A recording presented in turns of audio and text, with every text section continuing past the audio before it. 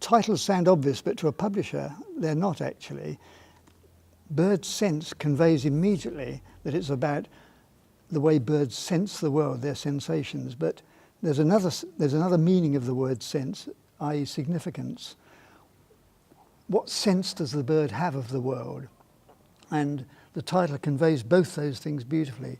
And the subtitle, What It's Like to Be a Bird, is a little piece of genius, I think. And it's actually spawned a whole series of other subtitles of the same kind by other authors. It takes off from a famous philosophical essay by a man called Tom Nagel, who wrote an essay called What's It Like to Be a Bat? And the philosophical question was about human consciousness. What Tim does is turn it into a scientific question about what empirical research can you do to demonstrate the different ways in which birds perceive the world. Bird Sense basically takes the reader on a really fascinating tour of all of bird senses, and so that's actually 6 rather than 5 senses. So there's sight, hearing, touch, taste, smell, and also magnetic sense. And there's a chapter devoted to each of those subjects, and also a final chapter which is, it's very interesting, thought-provoking chapter on a really debated topic in animal behaviour, and that's whether birds can experience emotion.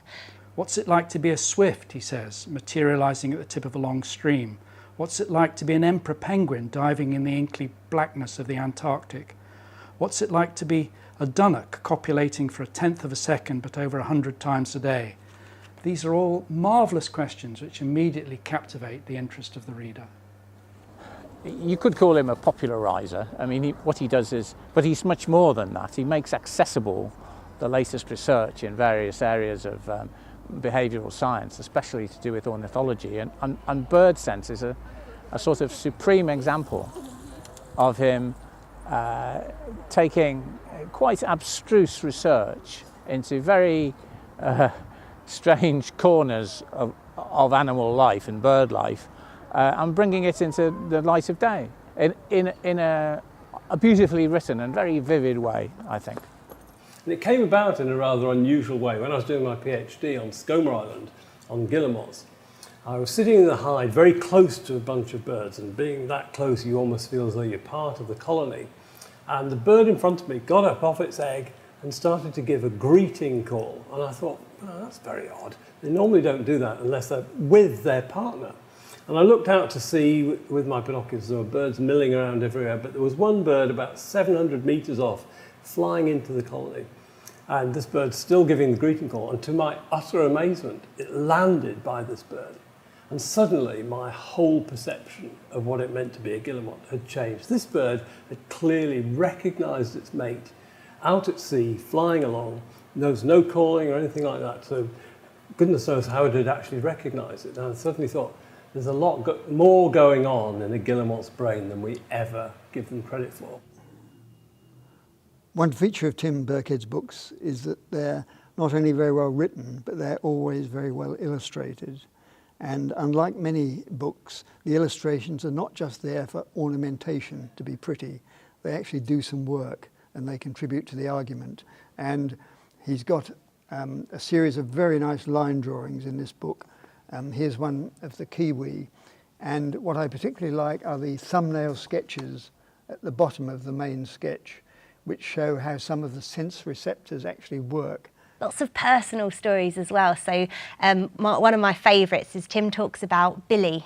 That was his pet zebrafinch, and Billy was born blind, and he was hand-reared by one of Tim's daughters. And it's just absolutely amazing. So Billy could recognise Tim's daughter's footsteps, and he could tell them apart from his other daughter's footsteps, even though they were identical twins. So it just really shows how in tune Billy's sense of hearing was. So I just think that's just a great story and shows how close Tim was to the subjects that he studies as well. One of the most remarkable things he talks about is the fact that they are over the open oceans. We now realise that there are layers of odour, a sort of seascape of odours from things like the gas dimethyl sulfide which albatrosses and other wide-ranging birds can use to find their way home over thousands of miles of completely featureless seascape. So one of my favourite bits of the books is Audubon 200 years ago tried to test whether turkey vultures really could smell the carcasses, and he put out very smelly carcasses hidden and showed that the vultures were unable to find the prey, and so he said this shows conclusively that the vultures can't smell. Well, actually he made two mistakes. First of all, he used the wrong species of vulture, and secondly he put out very smelly carcasses, and the vultures ignore these because they're toxic, and in fact they prefer fresh carcasses.